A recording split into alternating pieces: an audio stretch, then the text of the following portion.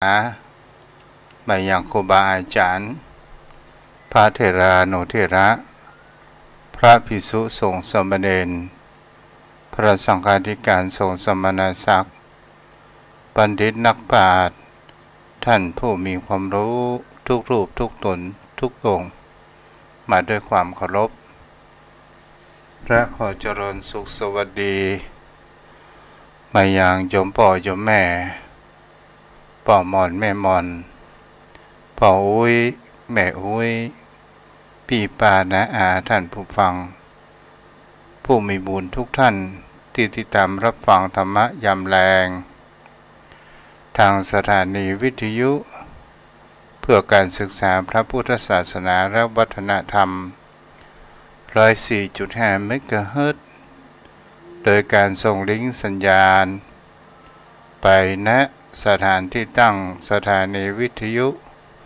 คือวัดฝ่ายหินตำบลสุเทพอำเภอเมืองจังหวัดเชียงใหม่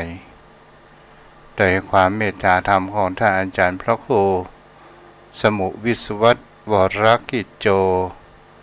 ผู้อำนวยการผู้เปี่ยมล้นไปด้วยแห่งความเมตตา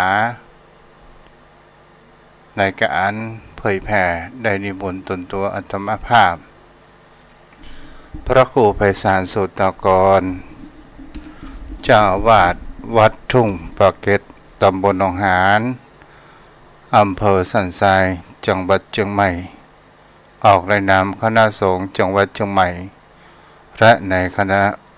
นามคณะสงฆ์อำเภอสันทรายฝ่ายเผยแผ่อาจมีท่านพระครูพิพัฒน์ศิรสังวรรองเจ้าคณะอำเภอฝ่ายเผยแผ่วันนี้ก็เป็นวันที่2เป็นวันศุกร์สุดสัปดาห์เป็นสัปดาห์แรกของเดือนสิงหาคมเดือนนี้ถือว่าเป็นเดือนที่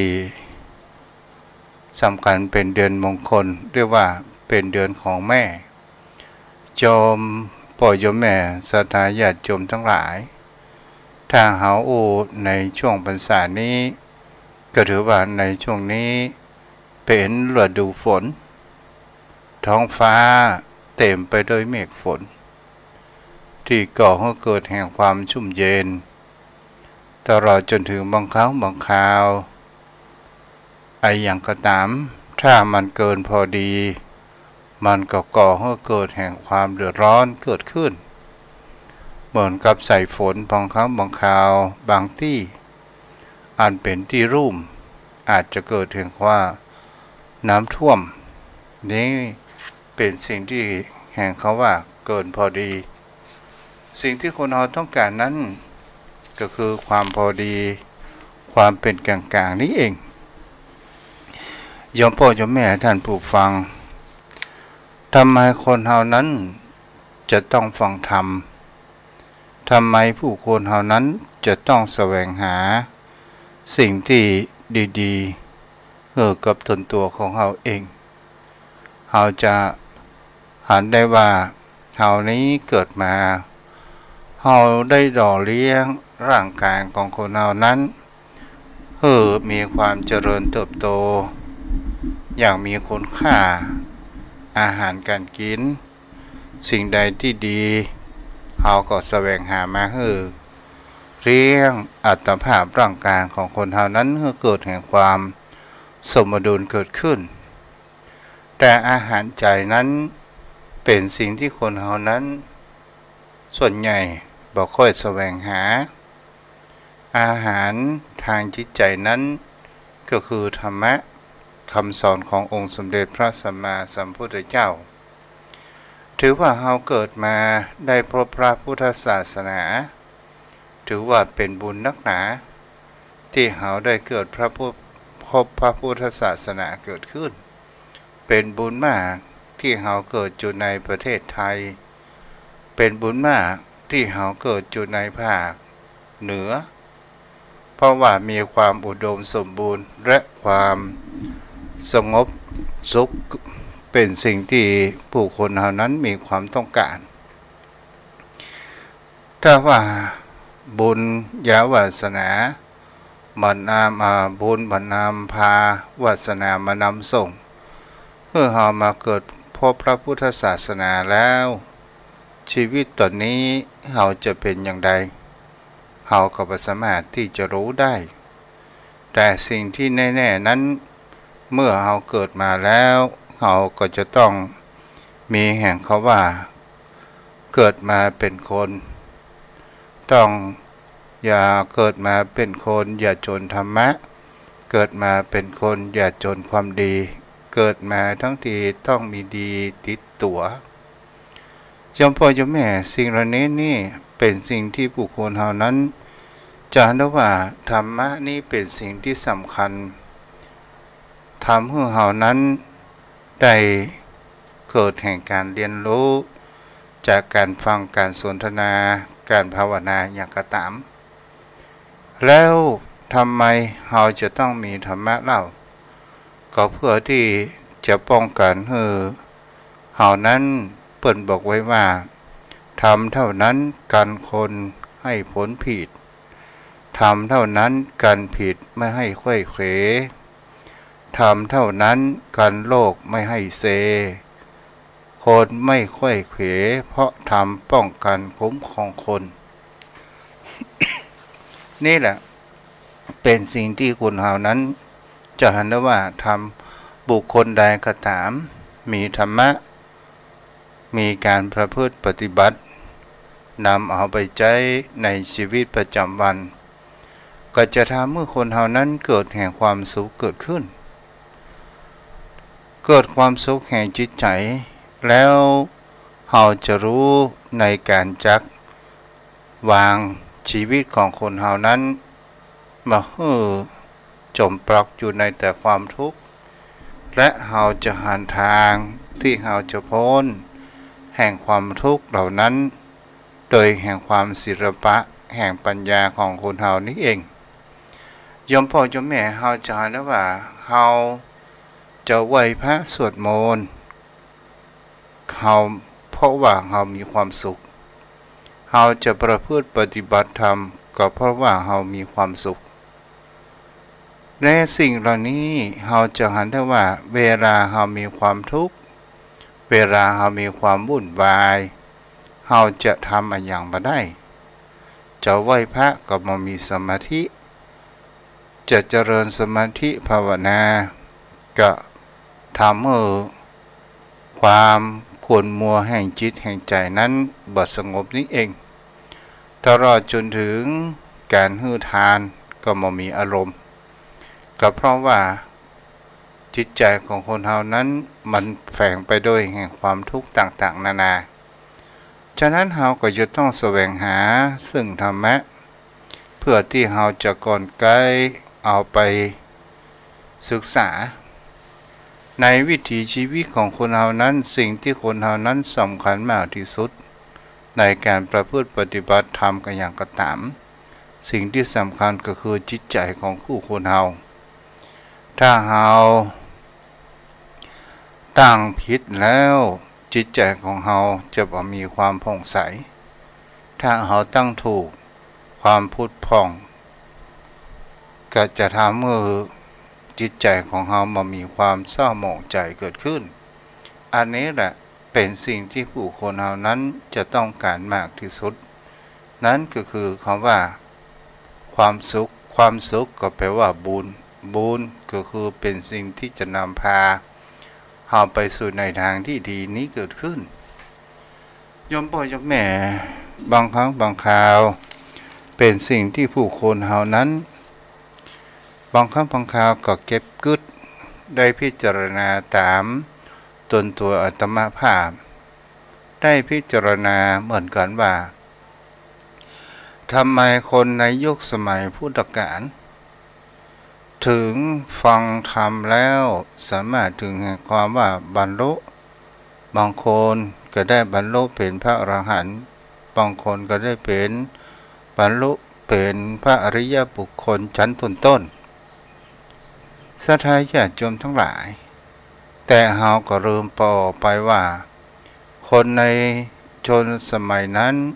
คนที่บรรลุก็มี ที่บ่ได้บรรลุก็มี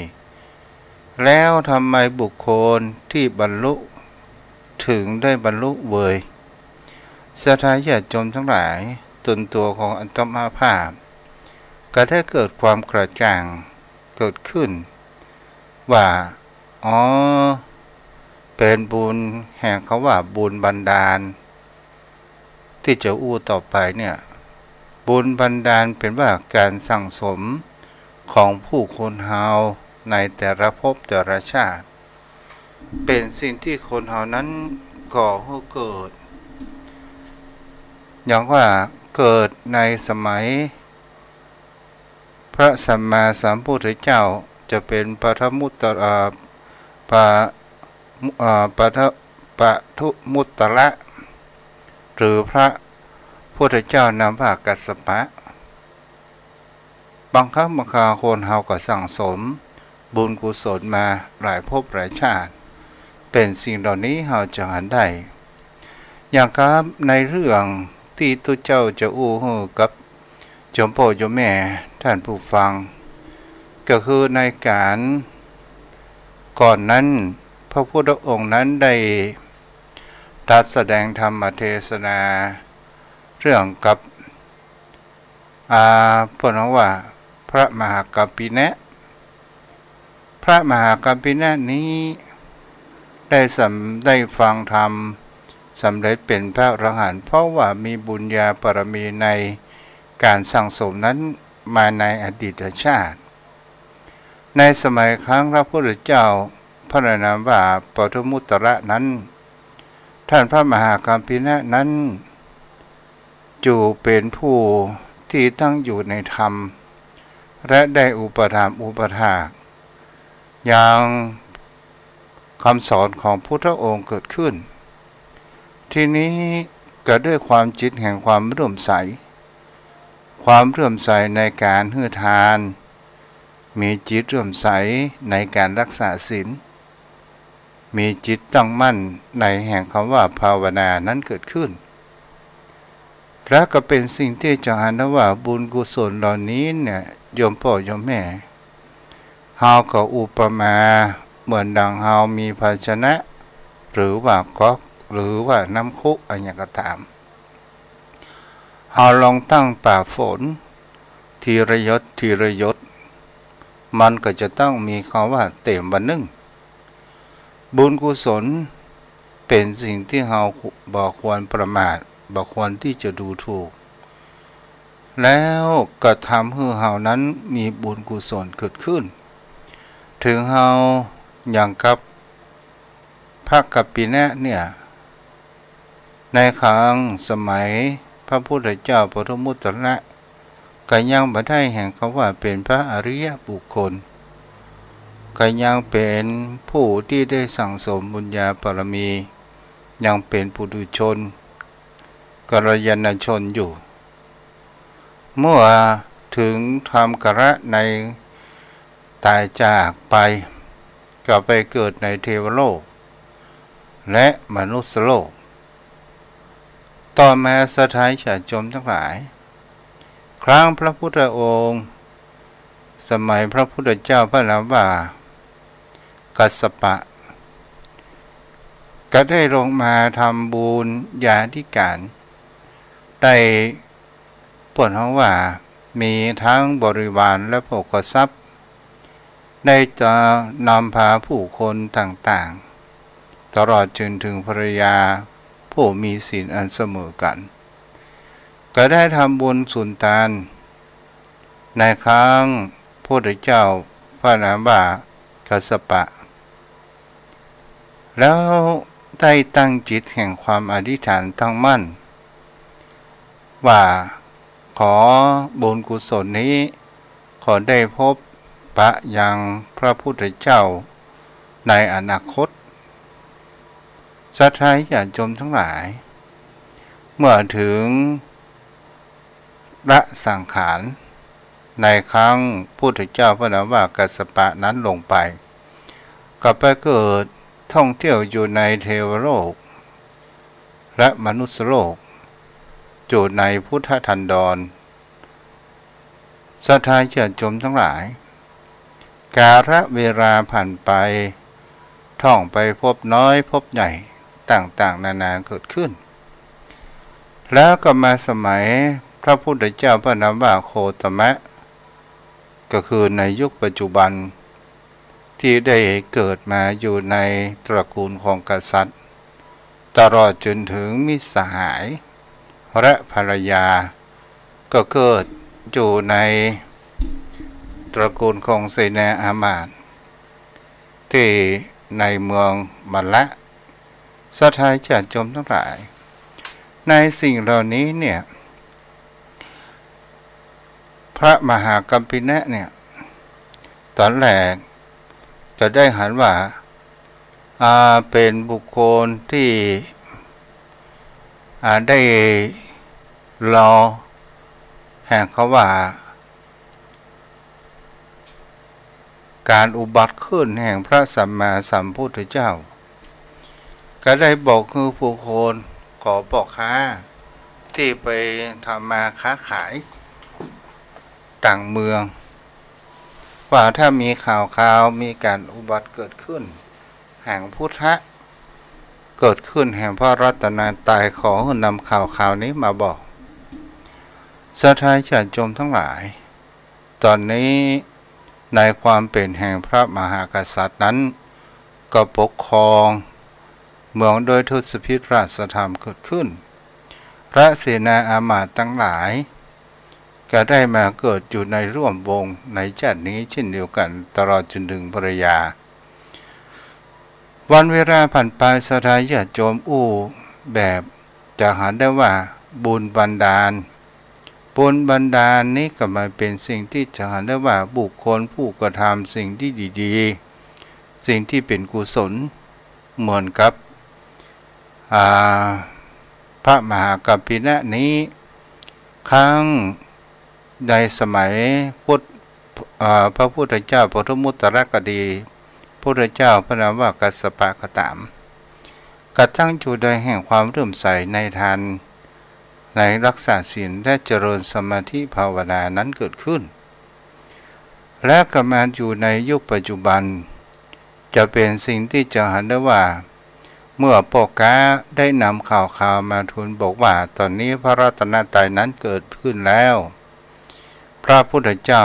พุทธะเกิดขึ้นแล้วก็เป็นสิ่งที่จะเห็นได้ว่าก็เกิดแห่งความตั้งมั่นแห่งความเลื่อมใสก็ได้สละราชสมบัติกับภรรยาผู้มีชื่อว่าอย่างก็ผู้มีภรรยาของตัวเองประชาบดีใจเนาะนางภรรยาของตัวเองแล้วก็ได้ออกไปแสวงหาอย่างพระสัมมาสัมพุทธเจ้าบังเอิญพระพุทธองค์นั้นได้ในใกล้ลุ่งสางในแห่งพุทธจริยาของพระพุทธองค์ก็ได้ตรวจดูพระข่ายในพระญาณของพระพุทธองค์ก็ได้หันว่าวันนี้จะไปโปรดปรานไผก็ได้หันว่ามีพระมหากษัตริย์ชื่อว่ากัปปินะเป็นผู้ที่สามารถที่ได้สั่งสมบุญกุศลเป็นผู้มีแห่งคำว่ามีปัญญาเป็นพระหูสูตรแล้วก็ได้ไปโปรดเมตตาศรัทธาญาติโยมทั้งหลายเมื่อองค์สมเด็จพระสัมมาสัมพุทธเจ้านั้นโดยพระมหากรุณาธิคุณก็ได้ออกจากวัดประเชตวันไปสู่เมืองแห่งมัลละก็หลาย16โยชน์ด้วยกันศรัทธาญาติโยมเป็นสิ่งที่จะเห็นได้ว่านี้ก็คือเป็นสิ่งที่เป็นบุญกุศลถ้าเราเป็นบุคคลที่เราได้สร้างได้สั่งสมมาบุญกุศลนี้มันบ่สามารถที่จะสูญหายไปไหนได้และขโมยโจรก็ลักไปบ่ได้แต่ในปัจจุบันทำไมผู้คนเฮานั้นถึงมามีการที่เขาว่า เป็นพระอริยบุคคลก็เพราะว่าผู้คนเฮานั้นถ้าเฮาเป็นบุคคลผู้สั่งสมบุญมาดีศรัทธาญาติโยมบุญบรรดานั้นเฮาจะหันได้ว่าครูบาอาจารย์พระเถระผู้ใหญ่ผู้เป็นครูบาอาจารย์ผู้ประพฤติปฏิบัติดีก็มีบรรลุเป็นพระอริยบุคคลด้วยกันแต่พระอริยบุคคลเหล่านั้นเนี่ยเราจะสังเกตได้โดยตนเองหมายถึงว่าเป็นผู้เปี่ยมล้นไปด้วยความเมตตาศรัทธาญาติโยมทั้งหลายนี่แหละเป็นสิ่งที่บุคคลเหล่านั้นควรจะศึกษาและพิจารณาในแห่งกับว่าการที่เราได้สั่งสมบุญกุศลไว้มากมันก็จะต้องมีความเต็มเปี่ยมเหมือนกับดังที่เราเอาภาชนะไปตวงน้ำฝนเนาะเจ้าพ่อโยมแม่นี้ก็คือภาระแห่งบุญกุศลที่เราจะต้องมีธรรมะบุคคลที่มีธรรมะนั้นก็เป็นสิ่งที่เราจะเรียกว่าธรรมะคุ้มครองมาให้ชีวิตของเรานั้นไปตกต่ำเราจะเรียกว่าธรรมะย่อมรักษากับบุคคลผู้ประพฤติปฏิบัติธรรมธรรมะเท่านั้นที่ป้องกันคนผู้พ้นผิดธรรมะเท่านั้นที่ทำให้เปิดเขาว่าธรรมะเท่านั้นทำให้คนเหล่านั้นพ้นผิดธรรมะเท่านั้นการผิดมาให้เหล่านั้นค่อยเขวธรรมะเท่านั้นการโลกมาให้เสคนบอกค่อยเขวทำต้องคุ้มครองตนตัวของเราเองก็เป็นสิ่งที่จะได้ว่าบางครั้งบางคราวเป็นสิ่งที่ผู้คนเหล่านั้นก็เก็บพิจารณาดูว่าธรรมหมายถึงหลักธรรมคำสอนของพระพุทธองค์ที่เป็นหลักธรรมที่อยู่แนบแน่นกับธรรมชาติและสิ่งที่คนเหล่านั้นจะหันทว่าสิ่งที่เป็นใหญ่กว่าทั้งหลายนั้นก็คือการกระทำเมื่อเราทำดีเราก็มีบุญกุศลทางด้านที่ดีถ้าเราทำบดีมันก็มีเป็นบุญกุศลที่มันทางด้านบดีเกิดขึ้นชีวิตของคนเรานั้นมีเวลาจำกัดชีวิตของคนเรานั้นแสนสั้นนักและเราจะอยู่อย่างใดจะให้เรานั้นมีหลักธรรมที่ทำให้เราพูดของว่าถ้าคนเราเมื่อปราศจากธรรมแล้วคนกับสัตว์จะต้องเหมือนกันในยุคปัจจุบันผู้คนเรานั้นก็เป็นสิ่งที่เราจะเห็นแล้วว่ายังพอมีธรรมอยู่ห้องและก็เป็นสิ่งที่ผู้คนเราจะเห็นได้ว่าแล้วไอ้อย่างสิ่งที่จะนำพาทำให้จิตของคนเรานั้นขุ่นมัวก็คือความโลภความโกรธก็บดีความโลภก็บดีความหลงมัวเมาก็บดีความอิจฉาริษยาก็บดีความพยาบาทอาฆาตแค้นก็บดีถ้าเราหลีกพ้นสิ่งเหล่านี้ก็จะทำให้จิตใจของเรานั้นมันมีความขุ่นมัวนี้เองโยมพ่อโยมแม่ท่านผู้ฟังเราก็ลองเก็บพิจารณาดูว่าสิ่งเหล่านี้เนี่ยเป็นสิ่งที่ผู้คนเราสามารถที่จะกระทำได้เราทำตอนนี้ดีกว่าเราไม่ได้ทำเสียเลยเพราะว่าไอ้อย่างเราโอกาสและเวลาเราไม่สามารถที่จะรู้ได้ว่าอนาคตเราจะอยู่ได้แห่งกี่วัน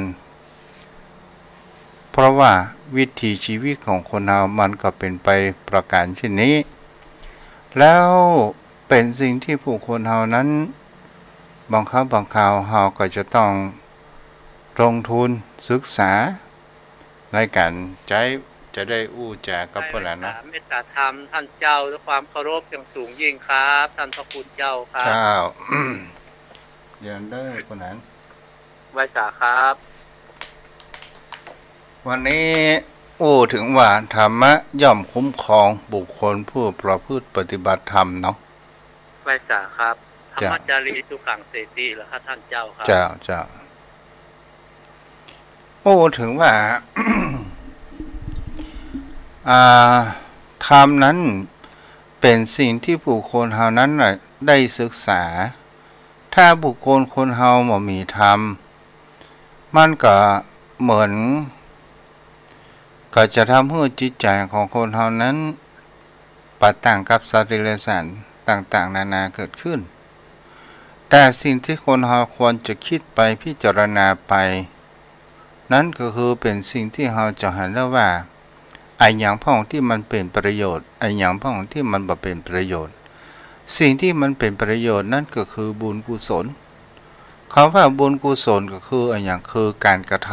ำสิ่งที่ดีๆเนาะเพราะนั้นก็คือประกอบทางด้านกายวาจีและมโนเนาะทางด้านจิตใจของเฮาจะเอาเพราะนั้นสมต่อได้เด้อเจ้าซึ่งธรรมะนี่มันเป็นเครื่องดำเนินชีวิตคือไปในทางที่ดีมันเป็นสิ่งที่ทำให้มนุษย์มีความแตกต่างกับสัตว์เป็นการคัดเกลาจิตใจของมนุษย์ของเฮาเพื่อเป็นผู้ประเสริฐเพราะว่าหลักธรรมที่องค์สมเด็จพระสัมมาสัมพุทธเจ้านั้นพุทธองค์ได้ทรงคิดค้นขึ้นซึ่งได้จากธรรมชาติอันเป็นสัจธรรมพุทธองค์ได้ทรงทดลองและได้เห็นผลแล้วจึงนำมาสั่งสอนกับหมู่เวนยสัตว์ทั้งหลายเพื่อจะเป็นแนวทางในการดำเนินชีวิตได้ถูกต้องเพราะว่าคนเฮาถ้าขาดจากศีลจากธรรม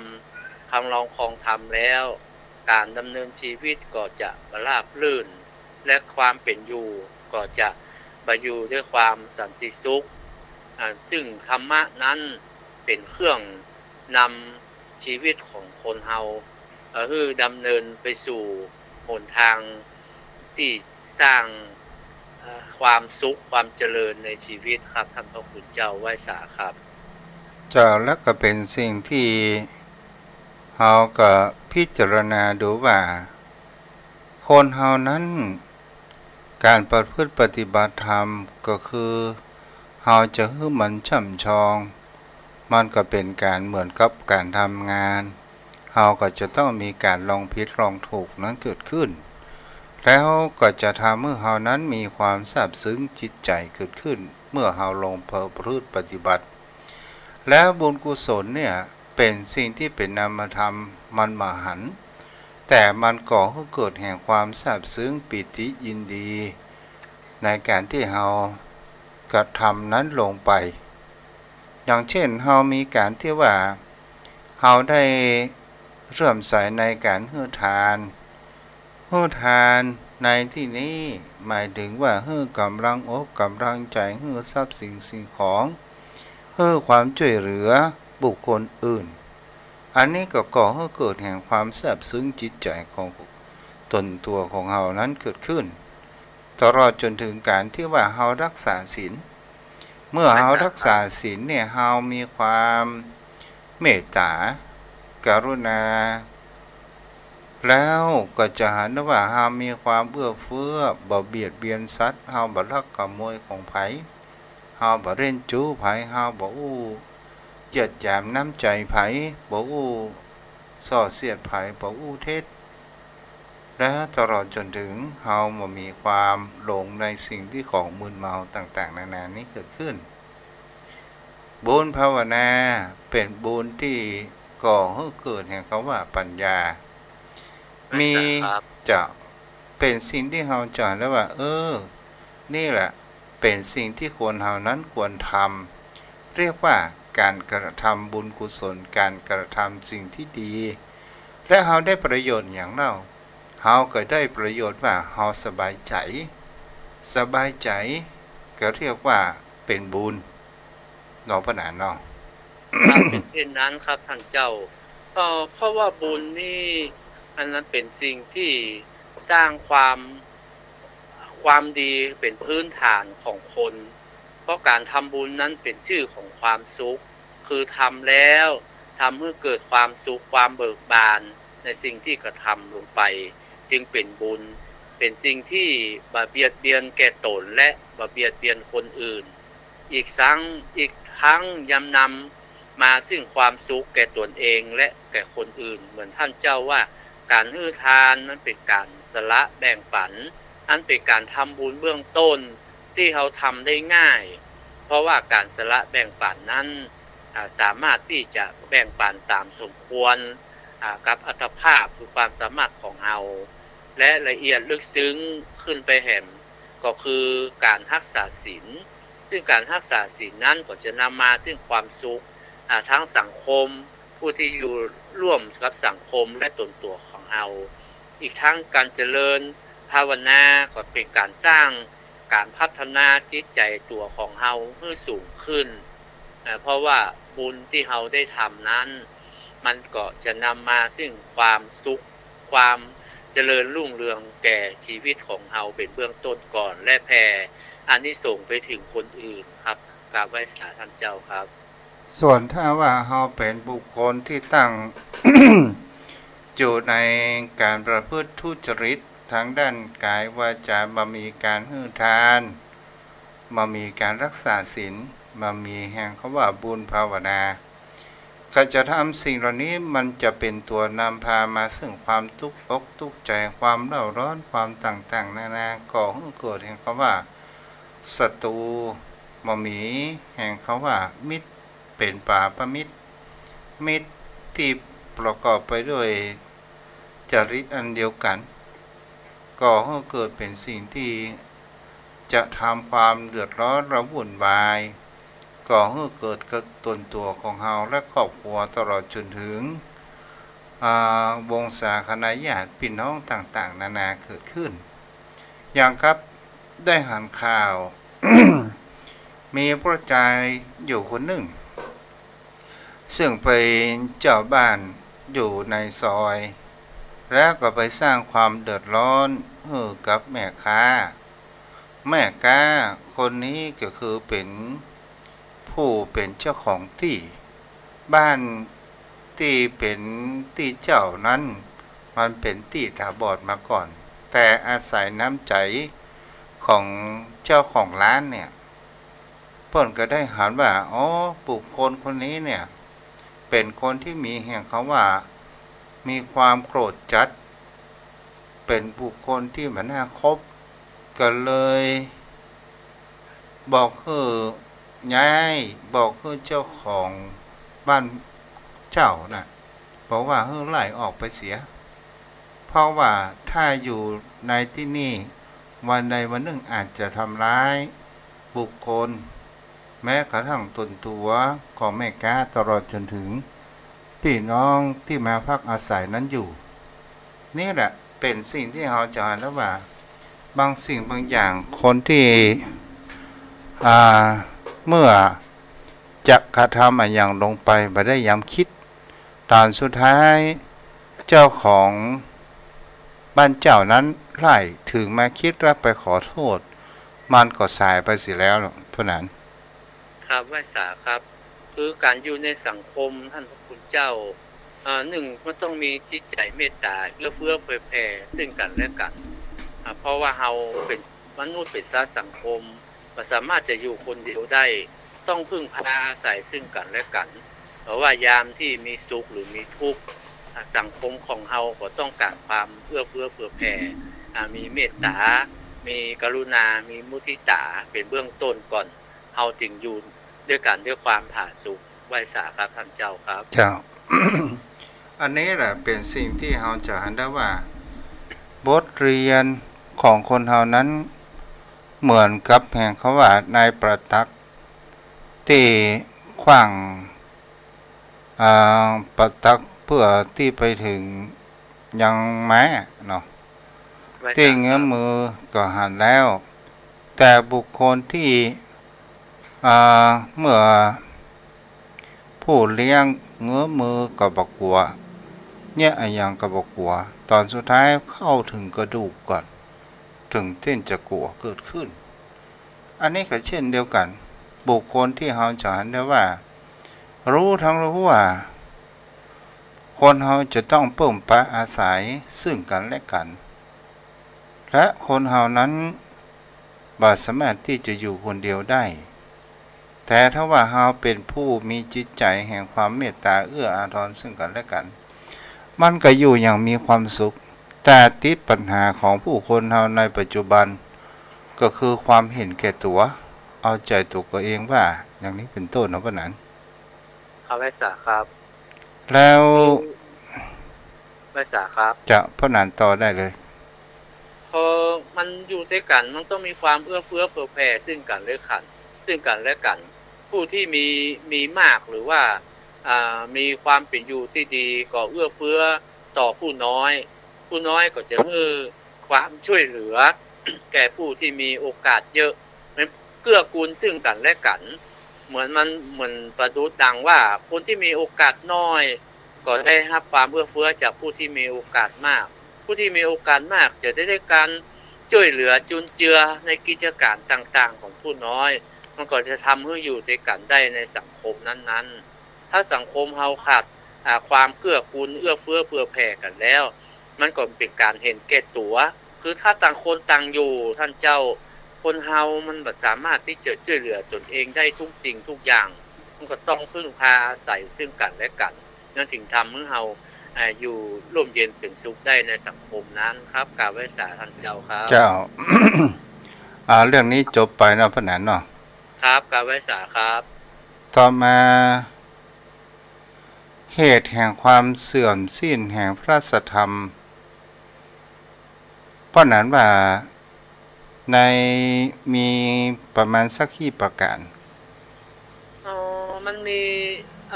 เหตุความเสื่อมมีประมาณ5เหรอท่านพระคุณเจ้าที่มันมีธาตุเสื่อม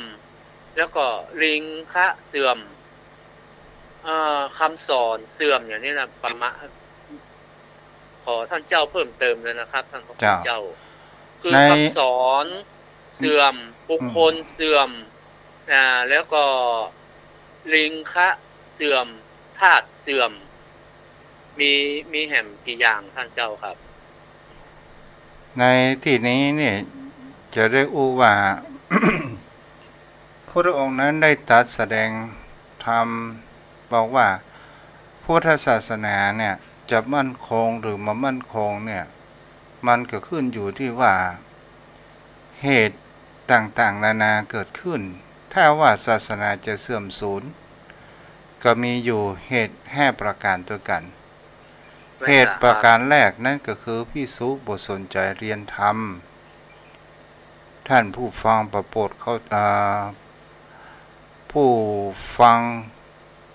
เปิ้นเฮาว่าพระภิกษุบ่สนใจที่จะเรียนธรรมที่จะเอามาเทศนาบ่สนใจในการเล่าเรียนในพระไตรปิฎกต่างๆแล้วบ่นำมาให้ผู้เป็นฆราวาสนั้นได้ประพฤติปฏิบัติแล้วก็เป็นสิ่งที่เราจะเห็นได้ว่าแม้สิ่งเหล่านี้ก็จะว่าเป็นพระสงฆ์องค์เจ้าอย่างเดียวกับปัจจัยจะต้องเป็นฆราวาสโดยถ้าว่าฆราวาสบ่ศึกษาธรรมสัทธาธรรมตอนนี้มันก็จะเสื่อมไปประการแรก2ก็คือภิกษุแสดงธรรมบ่ได้แสดงธรรมที่ตนได้เล่าเรียนมาอย่างพิสดารมีความละเอียดละออลุ่มลึกกับฆราวาส3ภิกษุบ่บอกธรรมที่ตนได้เล่าเรียนศึกษามาแก่ผู้อื่นโดยพิสดารนี่ก็ข้อนี้ก็คล้ายคลึงกันก็คือบ่ได้บอกธรรมบ่ได้ตักเตือนอย่างนี้เป็นต้นเนาะเพราะนั้น ครับอ๋อนี่หมายถึงอันตรธาน5น่ะเหรอครับท่านเจ้าครับเจ้าอ๋อไว้สาครับ4ก็คือภิกษุปัสยาปะเปิ้นเฮาว่าปัสาทยายธรรมโดยพิสดารหรือว่าโดยละเอียด5ก็คือภิกษุปตรึกตรองธรรมว่าพิจารณาธรรมอันนี้เหตุให้ประการเป็นไปเพื่อความเสื่อมสิ้นไปในพระสัทธรรมไว้สาครับก็ตรงกันข้ามถ้าว่าเราอยากจะให้มีความมั่นคงแห่งพระสัทธรรมพระพุทธศาสนาของคนเรานั้นก็คือ1ภิกษุสนใจเราเรียนภิกษุสนใจในการแสดงธรรมแบบพิสดารภิกษุบอกธรรมโดยพิสดารภิกษุสนใจสาธยายธรรมโดยพิสดารภิกษุสนใจในการตึกตองธรรมมันพิจารณาธรรมอันนี้ก็เป็นสิ่งที่เราก็เรียกว่าตัวต้นเหตุแต่ถ้าว่าเป็นสิ่งที่เราจะหาได้ว่าพระสัทธรรมเหล่านี้เนี่ยมันจะอยู่ได้มันก็จะต้องเบิ่งปาอาศัยทั้งบริษัททั้ง4นะเพราะนั้นครับไว้สาครับคือศาสนาพระธรรมวินัยนี้จะอยู่ได้หรือว่าเสื่อมก็อยู่ที่พุทธบริษัททั้ง4ใช่ว่าอยู่ที่ภิกษุอย่างเดียวครับมันต้องมีอุบาสกบาสิกาที่ได้ช่วยทนุบำรุงพระศาสนาพระธรรมวินัยนี้ตั้งอยู่ได้นานนะครับท่านเจ้าครับเจ้าและก็เป็นสิ่งที่เราจะลองพิจารณาไปแหมลุ่มลึกว่าพระธรรมคำสอนของพุทธองค์นั้นมีอยู่แล้วก็เพราะว่าเป็นหลักธรรมที่อิงกับธรรมชาติและเป็นสิ่งที่เราจะเห็นได้ว่าสิ่งที่มันเป็นอมตะบนโลกใบนี้ก็คือกฎของพระไตรลักษณ์กฎของพระไตรลักษณ์นี้เป็นสิ่งที่ผู้คนเฮานั้นได้หันอยู่แล้วว่าทุกสิ่งทุกอย่างมีความแปรมามีความตั้งมั่นมีความเปลี่ยนแปลงมามีความจีรังยั่งยืนตลอดจนถึงพิถีชีวิตหรือวัตถุสิ่งของก็ตามมันก็สามารถที่จะทนสภาพเดิมอยู่ได้ด้วยการโดนแห่งความทุกข์บีบคั้นต่างๆนานาแล้วทุกสิ่งทุกอย่างบนโลกใบนี้เราก็บ่สามารถที่จะบังคับบัญชามันได้มามีมนุษย์ผู้ใดที่จะฝืนกฎเกณฑ์ของธรรมชาติบนโลกใบนี้และสั่งในธรรมชาติคือเป็นอย่างนั้นอย่างนี้ได้แม่นก็เพราะนั้นครับเป็นเช่นนั้นครับเหมือนท่านเจ้าอธิบายไว้เพราะมันเป็นสัจธรรมแห่งธรรมชาติซึ่งเกิดขึ้นแล้วตั้งอยู่ก็ต้องดับไปโดยอำนาจของอนิจจังความบ่เที่ยงมั่นทุกขังความเป็นทุกข์อนัตตาและความบ่ใช่ตัวบ่ใช่ตนเพราะมันเป็นธรรมชาติของมันเช่นนั้นมันย่อมแตกสลายไปในที่สุดเหมือนที่ท่านเจ้าอธิบายไว้ครับท่านพระคุณเจ้าไว้สาครับแล้วสิ่งที่เรามา ซึ่งเราเป็นส่วนหนึ่งของธรรมชาติที่สร้างมาตลอดจนถึงสรรพสัตว์สรรพสิ่งทั้งหลายที่ธรรมชาตินั้นสร้างมาโดยการที่เรารู้อย่างใดก็เพราะว่าเราจะหันในการคาดคะเนหรือหมู่นักวิทยาศาสตร์ในการอุบัติโลกเกิดขึ้นและมันก็เป็นสิ่งที่จะหันได้ว่าโลกใบนี้เนี่ยมันเกิดขึ้นในแต่ละยุคและมันก็มีระบบของธรรมชาติมีความเปลี่ยนแปลงไปอยู่สม่ำเสมอมาถึงในยุคเฮาสมัยเฮาก็เป็นสิ่งที่จะเห็นได้ว่าธรรมชาติเริ่มที่จะมีความเปลี่ยนแปลงแบบสุดขั้วฝนน้ำฝนก็ตกนักร้อนก็ร้อนมากแล้วหนาวก็คงจะหนาวจัดอย่างนี้เป็นต้นเพราะนั้นครับไว้สาครับท่านเจ้าคือการเปลี่ยนแปลงของธรรมชาติท่านเจ้าครับเจ้าแล้วเฮามาคิดตนตัวของเฮาว่าเฮามาอยู่บนโลกใบนี้เนี่ยเฮามาเพื่ออะไรหยังเฮามาเพื่อ เล่นสนุกสนานหรือว่าเฮามาทำตามแห่งความหน้าที่แห่งความเป็นลูกเป็นพ่อเป็นแม่เป็นพ่ออุ้ยแม่อุ้ยแล้วสิ่งเหล่านี้เฮาก็เป็นสิ่งที่จะเรียกว่ามันเป็นภายนอกแต่สิ่งที่สำคัญมากที่สุดก็คือจิตใจถ้าบุคคลผู้มีแห่งคำว่าอบอ้อมอารีและเป็นบุคคลที่ตั้งอยู่ในแห่งคำว่าพรหมวิหารธรรมก็คือตั้งอยู่ในรักแห่งความเมตตากรุณามุทิตาอุเบกขาก็หมายถึงเขาว่าเฮามีความรักหรืออาทรเฮามีความสงเคราะห์อนุเคราะห์มีความยินดี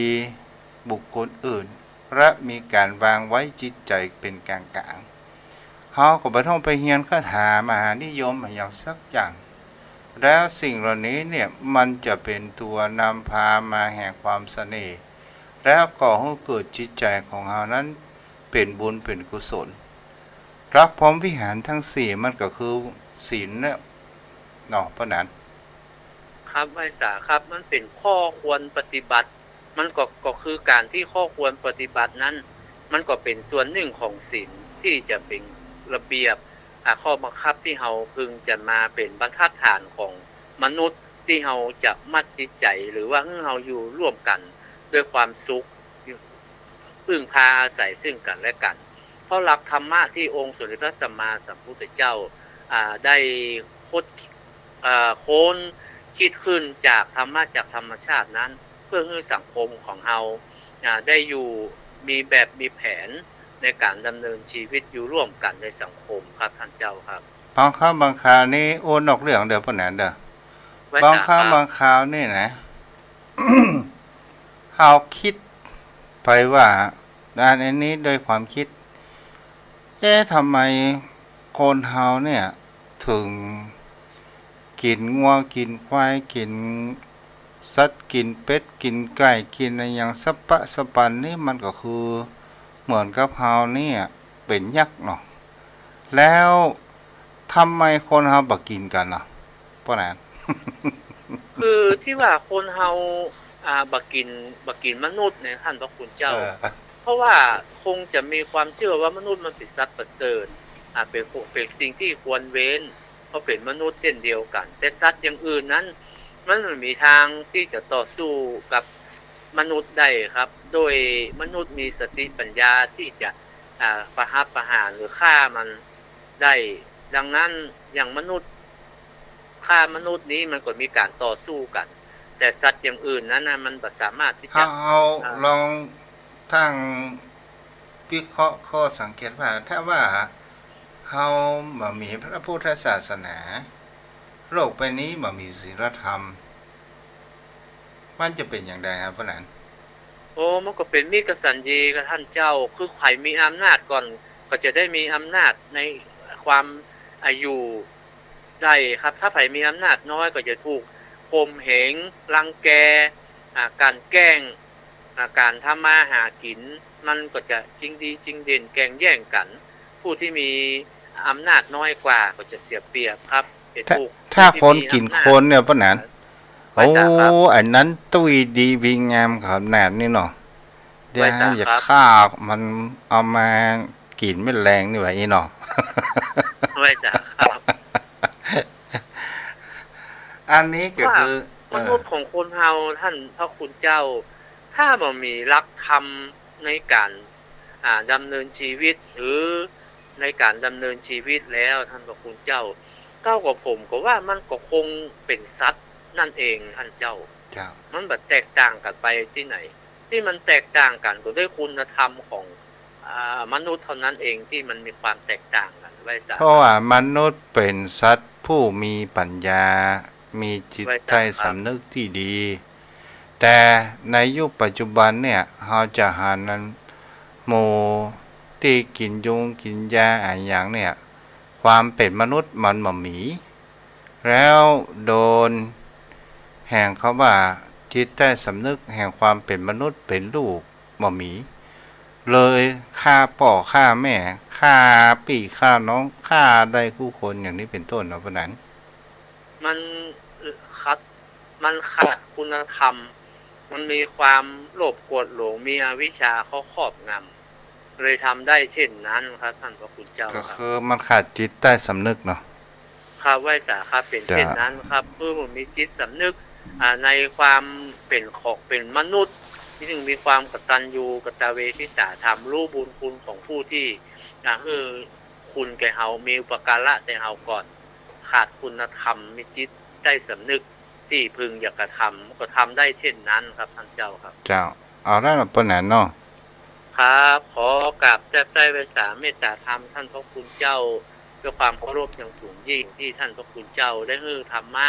อันเป็นประทีปส่องทางเดินในการดำเนินชีวิตทั้งกลางวันและกลางคืนขอกราบไว้สาด้วยความเคารพอย่างสูงยิ่งครับขอพระคุณกับกัลยาณมิตรกัลยาณธรรมทุกท่านที่ได้ศึกษาธรรมะไปด้วยกันในครั้งนี้ก็ขอทุกท่านได้หันธรรมได้รู้ธรรมและขอให้ธรรมะที่ท่านได้ปฏิบัตินั้นคือความสุขความเจริญคือธรรมะคุ้มครองทุกท่านทุกคนครับขอบพระคุณครับสวัสดีครับอนุโมทนาบุญเด้อจ้ะอ้าววันนี้ผู้ติดตามมีตังป่อนันกำพลดวงดีคุณโยมจันจรัสรับฟังอยู่แม่ครูธัญญาเนาะสไตล์ของการอู้จ๋าบรรยายธรรมโยมพ่อโยมแม่รับฟังแบบบ้านๆเพื่อเราจะหันความกระจ่างชัดในหลักธรรมคำสอนของพระพุทธองค์ที่สิ่งที่คนเรานั้นควรน้อมเข้ามาใส่ตนตัวของเราและเราเกิดมาเป็นคนต้องมีธรรมและเราเกิดมาทั้งทีเราต้องมีบุญเนาะอยู่อย่างมีคุณค่าเพราะว่าความที่เราจะได้อัตภาพเป็นมนุษย์หรือเราจะไปเกิดในภพภูมิที่ดีเกิดขึ้นอยู่ที่การสั่งสมบุญกุศลของเรานี่เองโยมพ่อโยมแม่ในวิถีชีวิตของคนเราทุกคนมันก็มีความแตกต่างกันไปบางคนที่ชีวิตผ่านมามันก็มีทั้งดีทั้งบ่ดีแต่สิ่งที่ในปัจจุบันขอให้สั่งสมเป็นสิ่งที่ดีเกิดขึ้นสามารถโทรเข้ามาได้เด้อตอนนี้ช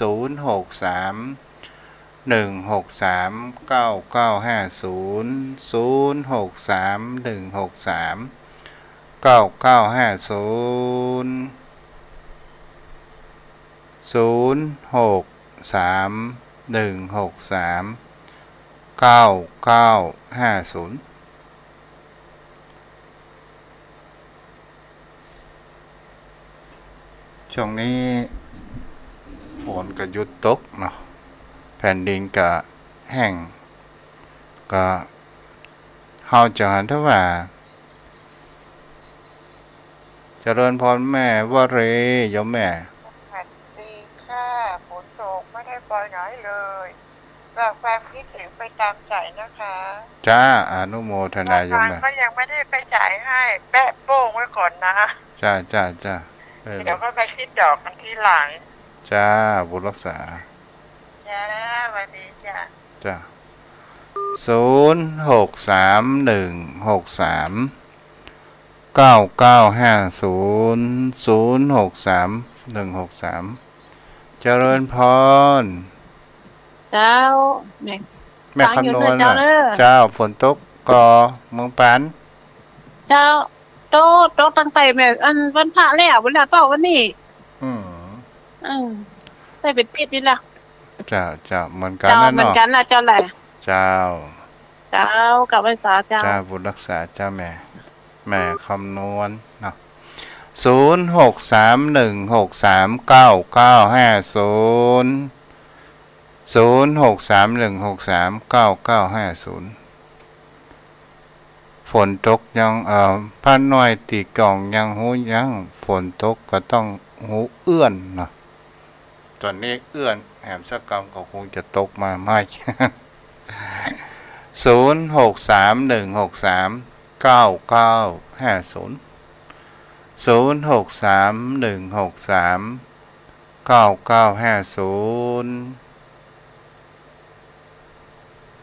ถ้าเจริญพรเจ้าเจ้าแม่รับฟัง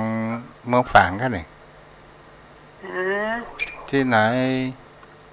อยู่เมืองฝางเจ้าจ้าแม่ละแม่เนาะฝนเอื้อนล่ะฝนเอื้อนละเจ้าตกมาเป็น2 อาทิตย์ละโอ้ยังจะอยู่กับเฮาไปอยู่ด้วยแม่เด้อเจ้าจะเป็นฤดูของเปิ้นเนาะฟังธรรมะหมดแรงนี่มันการสั่งสอนของท่านนี่ก็ดีขนาดเจ้าถึงลูกถึงคนกันแม่เจ้าไม่อู้กับเมืองอย่างเงี้ยเจ้าเจ้าดี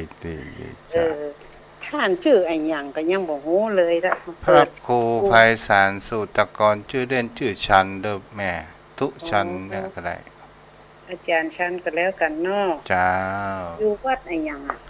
วัดทุ่งปากเกร็ดตำบลหนองหานอำเภอสันทรายจังหวัดเชียงใหม่เจ้าจะจำเบอร์นี้ไว้เจ้าถ้าไปเชียงใหม่จะเข้าไปหาไปกราบเจ้าแม่อนุโมทนาด้วยสาระดีเจ้ามีคนฟังกันระหว่างแม่เขานี่นะอายุหมอก70ขึ้นไปนี่มันฟังกันนักเจ้าแต่เขาบ่มีโอกาสที่ว่าจะได้โทรมาค่ะจ้าเป็นอย่างแม่อนุโมทนาตัวที่เพิ่นรับฟังเนาะเจ้าบุญรักษาได้แม่เด้อเจ้าก็จุดในแห่งเจริญพรแม่เจ้าสาธุเจ้าท่านพระครูเจ้าเมืองฝางโยมฟังอยู่เน่เมืองฝางชัดเจนนี่นะเจ้าฝนเอื้อนแล้วเน่เจ้าเมืองฝางหนาวกว่าแม่บุญรักษาได้เจ้าบุญรักษาได้แม่เด้อเจ้าสาธุได้แม่ เอาละค้างแหม2 นาทีตรงนี้ตรงนั้นสายสุดท้ายเนาะสายสุดท้ายโทรเข้ามาได้เด้อเดี๋ยวจะคืนเวลาทางสถานีวิทยุเนาะคงจะเป็นวันที่หน้ากลับมาพบปะกันใหม่เนาะ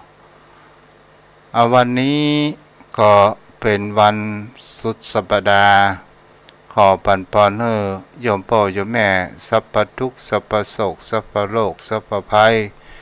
สัพพะข้อเสนียดจังไรจงองหายไปปันภายในอินดูฮะเจริญพรแม่ไม่ทราบท่านเจ้าอาจารย์เจ้า